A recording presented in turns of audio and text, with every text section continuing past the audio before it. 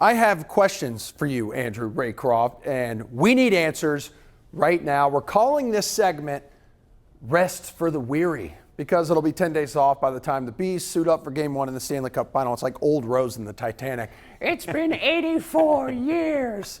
All right, so how does this layoff help the forwards?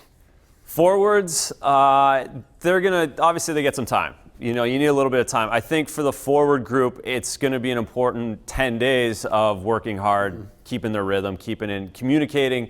And once they know who they're playing, it'll be really important to understand matchups. And they will have 4 or 5 days, it looks like, at least, to go through those matchups. And that's what's important for the forwards. But I think the rest is helpful for them. I don't think they need it as much. Everyone looked pretty healthy that last game. The big line that sometimes have had questions about their health were dominant.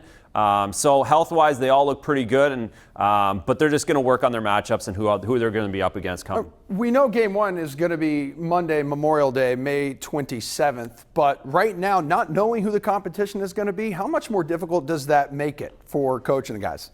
Well, it would be difficult if they were going to play 2 days later. Yeah, okay. They would have to cram. But it looks like, with St. Louis winning Game 5, it could be done on the Tuesday night, so they'll have 7 days, 6 days still. That's at worst. It's going 7 games. At worst, they go 7 games. There's 4 days. That's tons of time with video. They're watching every single one of these games over and over and over again. So they're going to have a good beat on both of these teams. And then once they know exactly who it is, then they'll dig in a little bit deeper. Okay, so what good can come out of this time off for the defenseman? I mean, it's got to be helping. A huge help here for Chara. No question. That's number one. No one is quite sure outside of the locker room what's ailing him, but to have 10 days for the big man to get back to health is going to be huge.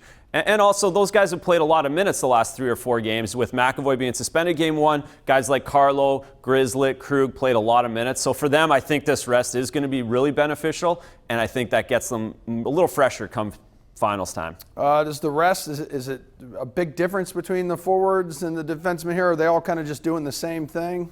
They'll do the same thing on the ice. Again, matchups, the D-men, the defense group, coaches are all going to figure what their matchups are, who they're going to match up against as forwards best. But again, they're going to have a few more days extra to do that later on. Right now, it's rest. All right, let's go in the crease. Tuukka Rask.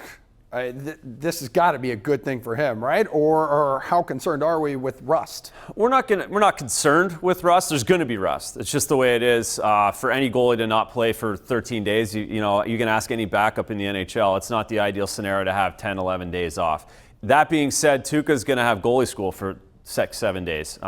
He hasn't had a lot of time to work on technique, work on little things over the past 6 weeks. He's been playing every other night. So for him, these 4 or 5 days are going to be good for rest. They're going to be good for goalie school with goalie Bob, and they're going to work on some things. The rust will be there, but we saw in second round against Bobrovsky, who had 9 days off. He came out Game 1 and was fantastic in the first period. So there will be a little rust, but I'm not worried about the way Tuukka's been playing. How about during the regular season? How much, does it help him now that he had some time off because he benefited from having a solid backup? No question. What Jarl Halak did, especially early in the season, and how well he played and carried the team at certain times, has really benefited Tuukka now. Tuukka's up to 67 games on the season, where a lot of starters that were into the playoffs started with 60. So Tuukka certainly that is in a good spot games-wise at this time of year, and that's a lot due to the fact that Jarl Halak had such a great season.